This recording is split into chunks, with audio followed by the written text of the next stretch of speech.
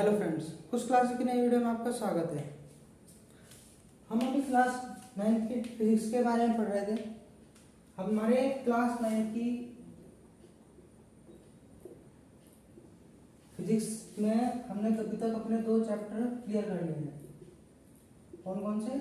पहला हमने मोशन पढ़ा है और दूसरा ग्रेविटेशन।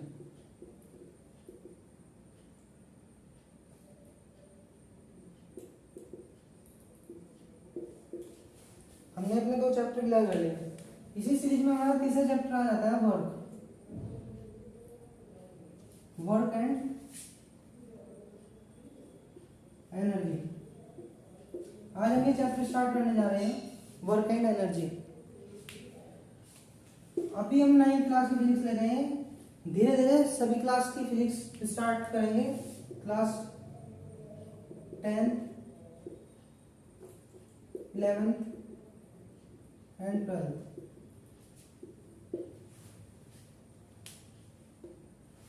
एक एक क्लास को धीरे धीरे स्टार्ट करेंगे।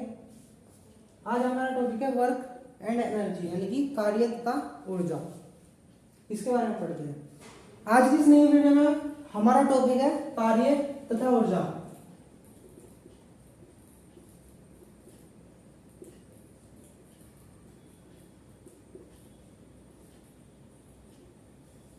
यानी कि वर्क एंड एनर्जी।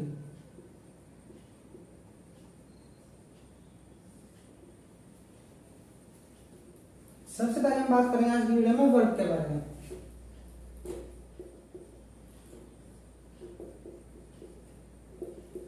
ये पूरा चैप्टर हमारा 2 हिस्सों में डिवाइड है। सबसे पहला आता है हमारा वर्क, कार्य, और दूसरी चीज आती है ऊर्जा, यानी कि एनर्जी। ठीक, आज हम वर्क के बारे में पढ़ना शुरू करते हैं। वर्क और एनर्जी हमारा 2 पार्ट में डिवाइड है चैप्टर। सबसे पहले बात वर्क की। हम अपने डेली लाइफ में वर्क, एनर्जी, पावर यानी कि शक्ति, इन सब वर्ड का यूज डेली लाइफ में जिस चीज के लिए करते हैं हम, वो फिजिक्स में नहीं है। इनका अगर हम फिजिक्स के नजरिए से देखें इनकी मीनिंग, तो वो अलग आती है हमारी।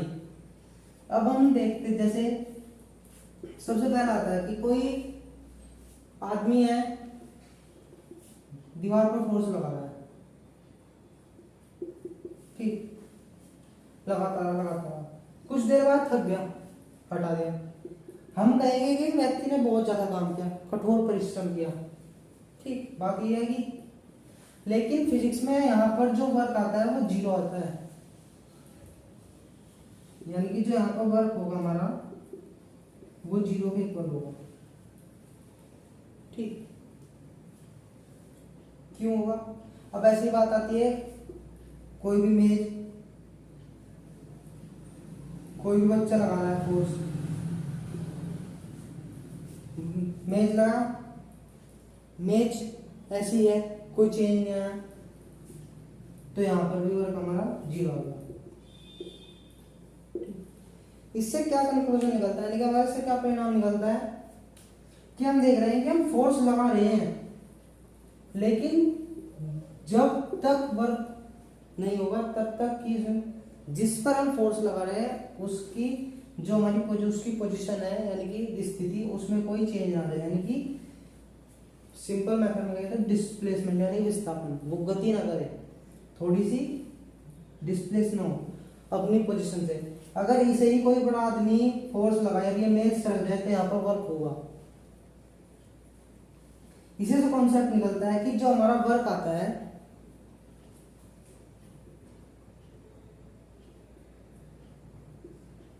जो हमारा वर्क होता है, उसके लिए हमें 2 चीज चाहिए। सबसे पहला बल।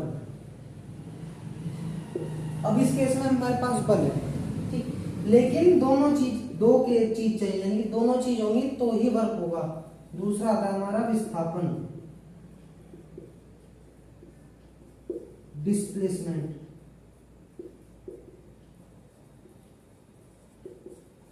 और ये हमारा फोर्स। जब तक ये हमारे पास दोनों चीज आएगी तभी वर्क होगा। अब यहां पर देखें हम, दीवार की फोर्स लगाया, पहली चीज हमारे पास है, ठीक, लेकिन दीवार में कोई चेंज नहीं आया, यानी कि विस्थापन नहीं हुआ, दीवार अपनी जगह से विस्थापित नहीं हुई, डिस्प्लेस नहीं हुई। तो यहां पर हमारा वर्क कितना आएगा, वर्क डन 0।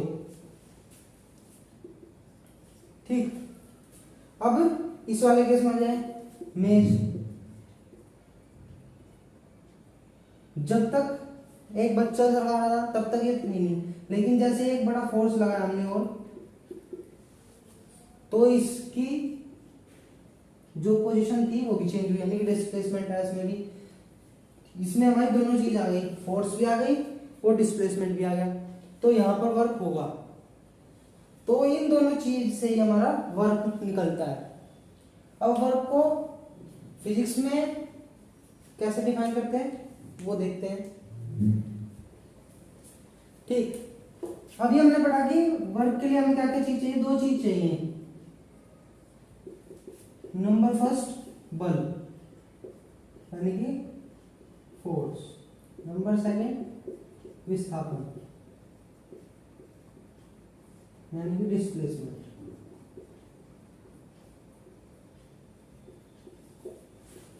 ठीक, अब यहीं से हमारी जो एक साइंटिफिक डेफिनेशन कह सकते हैं हम कि जो हमारा कार्य है, कार्य, ठीक, वह भौतिक क्रिया है। एक एक्शन ही हमारे जो हम डेली लाइफ में करते हैं, ठीक, जिसमें किसी वस्तु पर बल लगाकर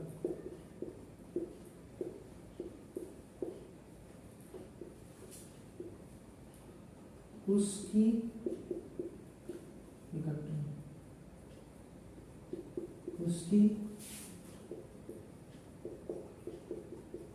स्थिति में परिवर्तन कर दे या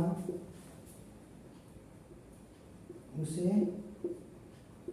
विस्थापित कर दे। ठीक, इसी से निकला है हमारा कि वर्क के लिए दो चीज चाहिए हमें, फोर्स और विस्थापन। जब तक फोर्स होगा विस्थापन नहीं होगा तब भी हमारा वर्क 0 होगा, विस्थापन होगा फोर्स नहीं होगा तब भी हमारा 0 होगा। ठीक, अब बात आ रही है फोर्स, किसी वस्तु पर बल लगाकर, यानी कि फोर्स हमने लगा दिया।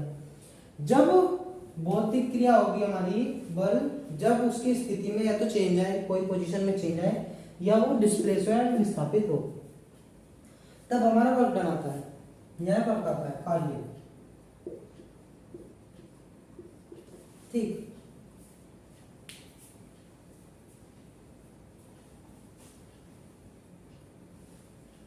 अब ये हमने पढ़ी इसकी साइंटिफिक।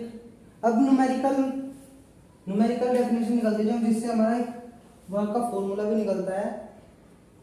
इसी के है इक्वल, यही है, ये हमारा एक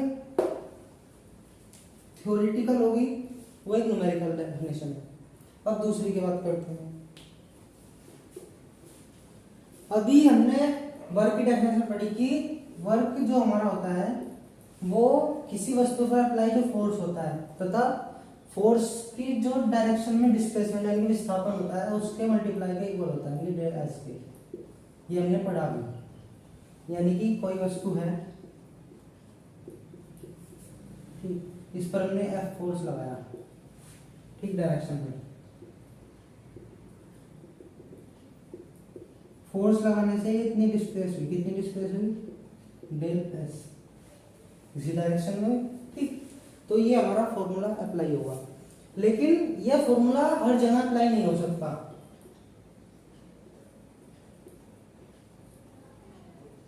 ठीक, अब बात जैसे अब कोई क्रिकेटर है, वो बॉल आई उसके पास, उसने बॉल को बल्ले से फोर्स लगाया बॉल पर, लेकिन वो जरूरी नहीं कि फोर्स इधर लगाया तो वो बॉल इधर जाएगी, वो बॉल को किसी भी दिशा में भेज सकता है। यानी कि ये बॉल आई, फोर्स लगाया गया इस डायरेक्शन में, लेकिन ये बॉल इस डायरेक्शन में जा सकती है। ठीक, तो इस कंडीशन में हमारा ये फॉर्मूला अप्लाई नहीं होता। तो इस कंडीशन में हमारा दूसरा फॉर्मूला निकालते हैं हम, वो होता है कि इसके लिए हम लेट करते हैं कि लेट, डेफिनेशन तो वही रहेगी, लेकिन यहां से हम डिस्प्लेसमेंट जो होता है इस एंगल पर वो निकालेंगे, तब इसमें वैल्यू पुट करेंगे कि हमारी जो कोई बॉडी है, ये हमने कोई हमारा प्लेन एक्सिस मान ली, इस पर हमारी बॉडी रखी है कोई, ठीक है।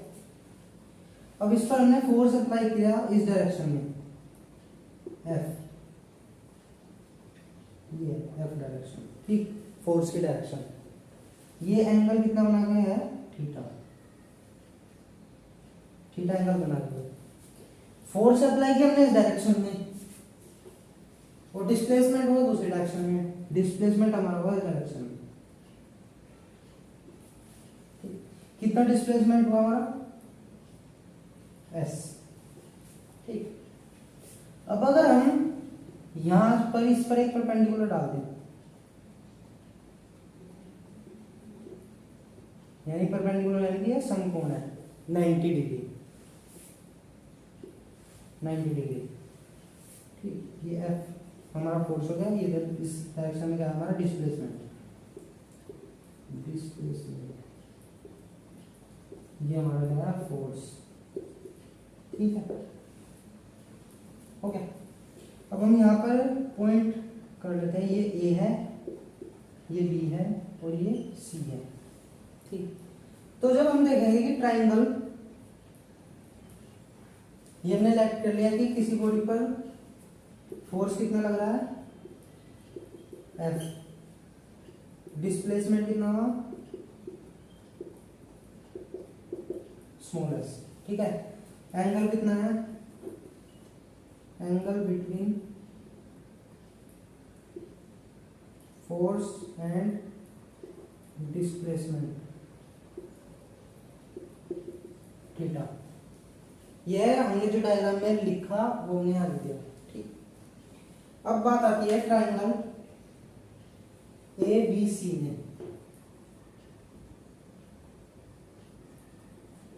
जो हमें चाहिए हम वो निकालेंगे, ज्यादा इसमें कुछ नहीं होगा, ठीक।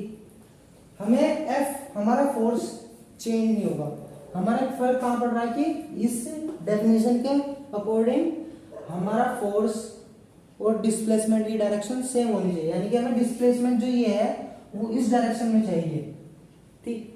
तो हम इसका जो कंपोनेंट है यानी घटक, ये वाला घटक इस पर हम ड्रॉ करेंगे कि ये वैल्यू इस पर कितनी होगी, किसके इक्वल होगी, वही हम निकालेंगे, फिर डायरेक्शन सेम हो जाएगी। तो इस फॉर्मूले में पुट कर देंगे, जिससे हमारा रिक्वायर्ड वर्क निकल जाएगा, ठीक। अब ट्रायंगल ए बी सी में, अब ये 90 डिग्री है, इसे मैं यहां ड्रॉ कर लेता हूं कि हमारा ये 90 है,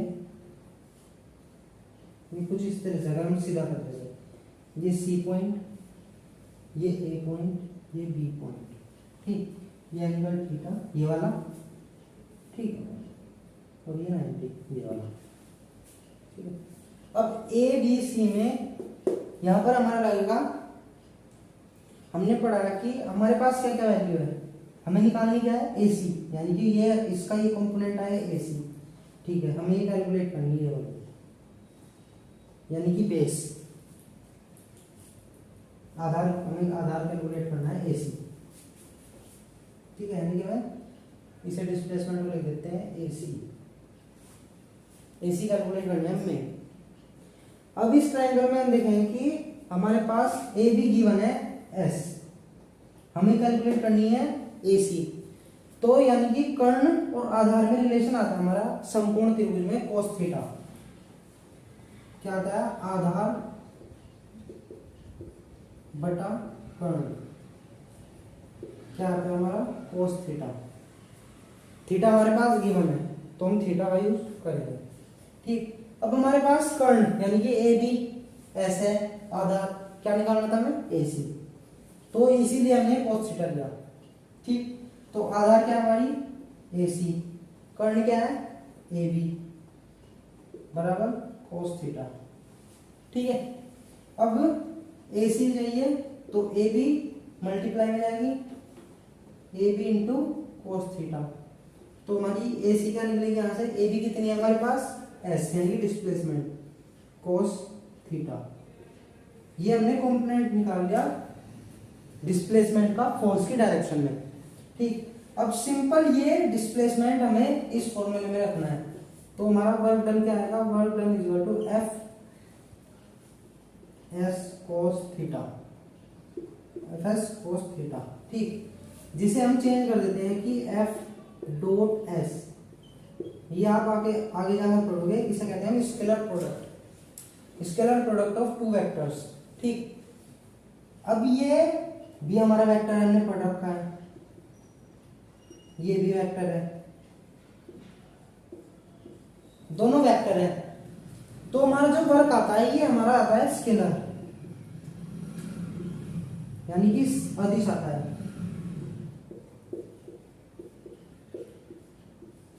ये भी सदिश, ये भी सदिश, लेकिन ये अदिश, क्योंकि यहाँ पर जो हमारा cos थीटा आता है वो डॉट प्रोडक्ट होता है। डॉट प्रोडक्ट को हम स्केलर प्रोडक्ट इसीलिए कहते हैं क्योंकि जब दो वेक्टर्स की डॉट प्रोडक्ट होती है तो हमें एक स्केलर क्वांटिटी यानी कि अदिश राशि प्राप्त होती है, इसलिए हम इसे अदिश गुणन या स्केलर प्रोडक्ट कहते हैं।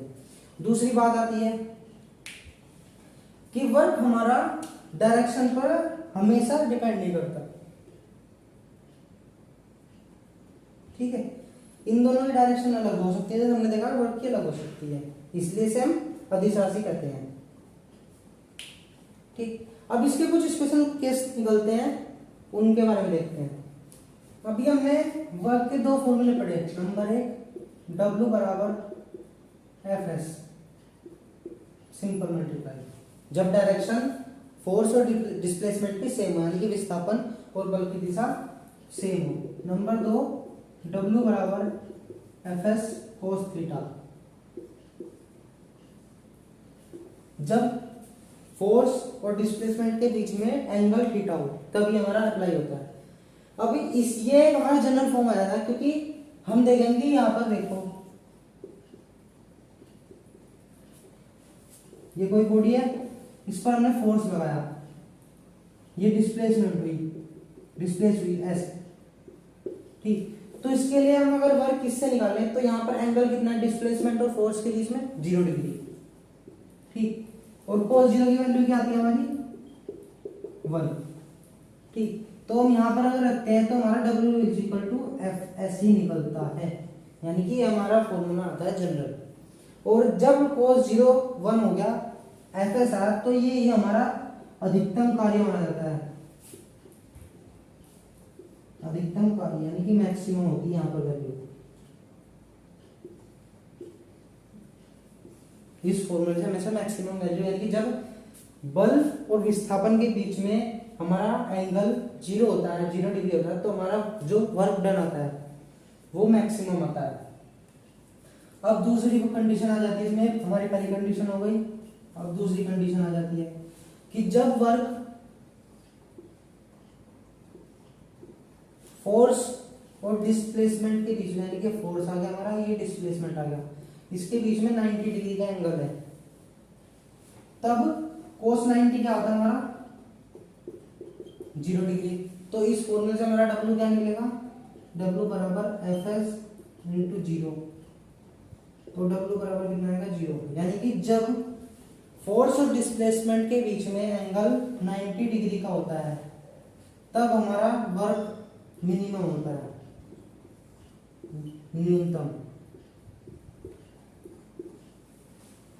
ठीक, अब बात आती है जब सर्कल पर लगता है, वृत्तीय पथ कहते हैं। वृत्तीय पथ पर हमारा अभिकेंद्र बल होता है उसकी डायरेक्शन हमेशा सेंटर की ओर होती है, ठीक। और जब भी कोई पार्टिकल घूमेगा तो उसकी डिस्प्लेसमेंट की डायरेक्शन ऐसे होती है। तो यहाँ पर भी हमारा कितना आएगा 90 डिग्री। तो यहाँ पर भी हमारा जो वर्क डन आता है वो न्यूनतम आता है, ठीक है।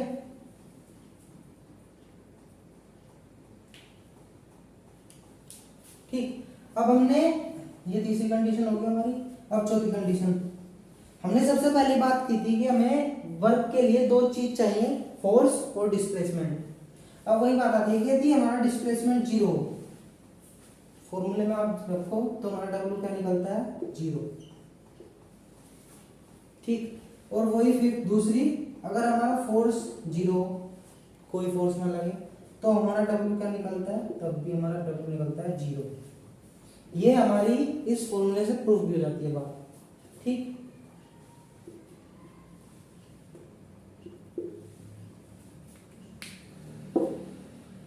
हमारा कार्य जो ये टॉपिक चल रहा है कार्य, इसमें भी थोड़ा सा और रह गया है, वो हम अगली वीडियो में देखेंगे। उसके बाद हमारा एनर्जी पावर, उसके बाद कंटिन्यू करेंगे क्लास को। बाकी क्लासेस की वीडियो जल्दी अपलोड होगी। प्लीज कोई भी अगर डाउट हो आपको तो कमेंट करें, लाइक करें, शेयर करें, सब्सक्राइब करें। धन्यवाद।